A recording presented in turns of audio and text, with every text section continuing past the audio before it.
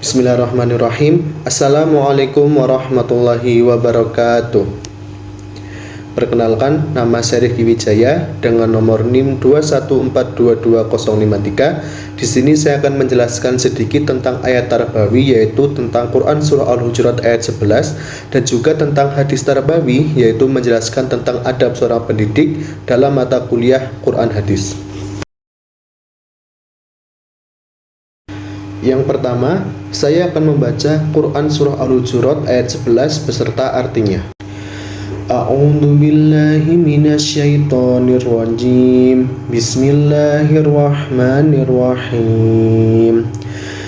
Ya ayyuhalladzina amanu la yaskhar qaumun min qaumin asa ayyakunu khairan minhum wala nisa'un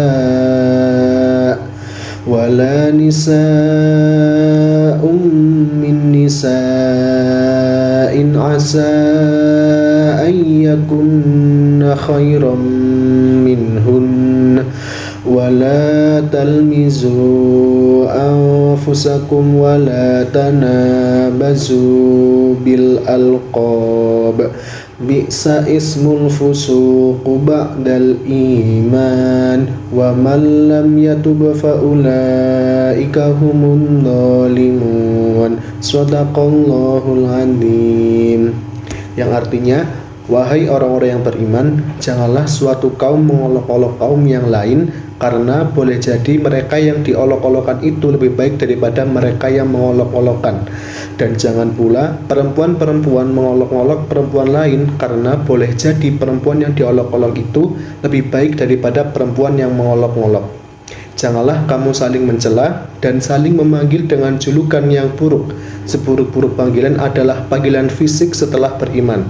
Siapa yang tidak bertobat, mereka itulah orang-orang yang zalim. Isi kandungan dalam Quran surah Al-Hujurat ayat 11 dengan menggunakan pendekatan makna jumakza, yaitu dari ayat ini adalah janganlah berperilaku merendahkan orang lain, mengejek, mengolok, membuka aib orang lain, menggunjing, serta memanggil orang lain dengan panggilan yang buruk dan panggilan yang tidak disukai dengan niat mengejek. Karena belum tentu orang yang diejek dan diolok-olok lebih buruk dari yang mengejek dan mengolok. Bisa jadi mereka lebih baik. Menghormati dan menghargai orang lain menjadi hal yang utama, terutama dalam hal konteks sosial. Yang kedua, saya akan membacakan tentang hadis adab seorang pendidik, yaitu keutamaan bagi murid dan guru. Bismillahirrahmanirrahim.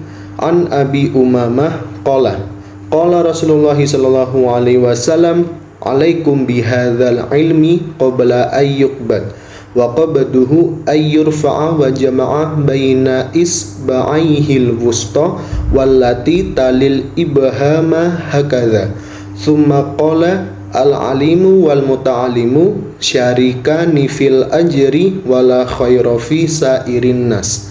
Yang artinya, dari Abu Umamah, ia berkata, Rasulullah Shallallahu Alaihi Wasallam bersabda, hendaknya kalian berpegang teguh dengan ilmu ini sebelum dicabut, dan dicabutnya adalah dengan diangkat. Beliau menggabungkan antara dua jari, yaitu jari tengah dan telunjuk seperti ini, kemudian bersabda, seorang alim dan penganut ilmu bersekutu dalam pahala, dan tidak ada kebaikan pada mayoritas manusia. Hadis riwayat Ibnu Majah nomor 218.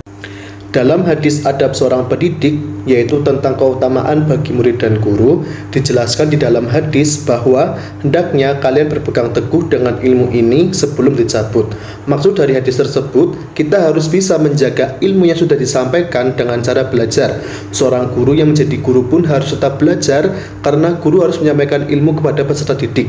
Dan sebagai seorang pendidik, jangan pernah sombong terhadap ilmu yang dimiliki dan jangan pernah merasa puas dengan memiliki ilmu, karena dalam menuntut ilmu tidak ada batasannya. Jadi bagi kita juga sebagai seorang pendidik ataupun nanti sebagai pendidik, jika kita sudah memiliki ilmu, jangan pernah merasa puas dengan apa yang kita sudah pelajari.